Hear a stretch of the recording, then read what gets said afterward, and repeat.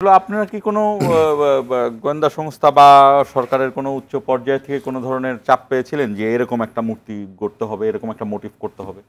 না না না না না ঘটনাটা উল্টো, মানে ঘটনাটা একেবারেই উল্টো। আমরা কি স্বতঃস্ফূর্ত ছিল নাকি না আপনার কারোর কাছ থেকে আদিষ্ট? না না না না, এটা একটা ভালো সুযোগ দেওয়ার জন্য আপনাকে ধন্যবাদ। এটা কিন্তু বিশ্ববিদ্যালয়ের চারুকলারই একটা যে আইডিয়া, যেটা মঞ্জুর যেটা বললেন যে একটা প্রতীক হয়ে থাকুক ফেসিবাদের, যেমন সাইদ একটা প্রতীক হয়েছে আন্দোলনের, মুগ্ধর যে বটল আমরা প্ল্যান করেছি এটা শুধু এখানে ইউজ হবে না, ওটা কিন্তু দিয়ে করা আর রড দিয়ে করা, যেন এটা আমরা স্থাপন করব এবং ওই বটলটা থাকবে স্মৃতি হিসেবে। ফেসিবাদের ওই মুখোচ্ছবিটা হবে রাখার কথা আমাদের, যে আমরা এটা রেখে দেবো বিশ্ববিদ্যালয়ে, কোথায় রাখবো আমরা সিদ্ধান্ত নিচ্ছি। এবং কিন্তু এটা ঠিক যে কেউ চাপিয়ে দেন, এই সিম্বলগুলোকে আমরা এবার আমাদের যে র্যালি এটাতে রাখতে চেয়েছি, পয়লা বৈশাখের উদযাপনে রাখতে চেয়েছি।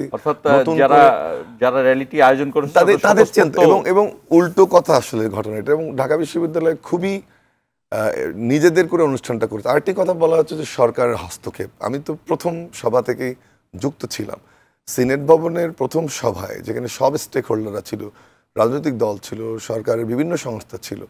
আমরা কিন্তু প্রথম জিনিসটা একদম ক্লিয়ার করেছি যে এটা কিন্তু ঢাকা বিশ্ববিদ্যালয়ের প্রোগ্রাম, আমরা শুধু ব্যাপ্তিটা বাড়াচ্ছি, সেখানে সাহায্যটা আমরা চাই। হ্যাঁ, কনসালটেশন হয়েছে, কয়জন থাকবে কয়জন না হবে, কিন্তু যে উদ্যোগের যে প্রতিফলন আপনারা যা দেখছেন সেটা ঢাকা বিশ্ববিদ্যালয়। একটা শেষ কথা বলি, তাহলে আপনি বুঝবেন সিম্বলিক্যালি।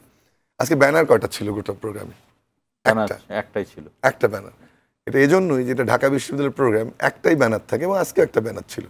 এখন কথা হচ্ছে যে আমরা যে উপজাতিদের বা আমরা ক্ষুদ্র নৃগোষ্ঠী যাদেরকে আনলাম, যে ভাষায় বলি, তাদেরকে যে আনলাম, এটা কিন্তু শুধু আমরা এই ভাবনায় নিয়ে আসিনি এদেরকে তুলে, যে একটা পাকিস্তান আমলের মতো যে কোনো শাসক এসছে বা ব্রিটিশ আমলের মতো আমাদের উপজাতি বা ক্ষুদ্র নৃগোষ্ঠী আছে তাদেরকে এনে একটা নাচ দেখায় দিলাম, গান দেখায় দিলাম, এই ভাবনা থেকে কিন্তু আমরা যুক্ত করিনি।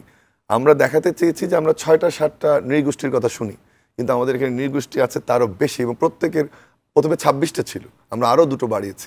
এবং আরেকটা আনার কারণ, আজকে দেখবেন ওদের কিন্তু ওনাদের অধিকারের কথা বলেছে, ওনাদের সমস্যার কথাগুলো সাংবাদিকদের বলেছে। আমরা এটা চাই, এটা প্রতীকী থাকবে যে আমাদের এই মানুষগুলো আমাদের 6টা নৃগোষ্ঠীর দেশ, এটা না, এটা অনেক নৃগোষ্ঠীর দেশ, এবং প্রত্যেকটা নৃগোষ্ঠীর সংস্কৃতিকে ধারণ করা উচিত, এবং তাদের যে অধিকারের প্রশ্ন, তাদের যে সমস্যাগুলো আস্তে আস্তে যেন মানুষের কাছে যায়।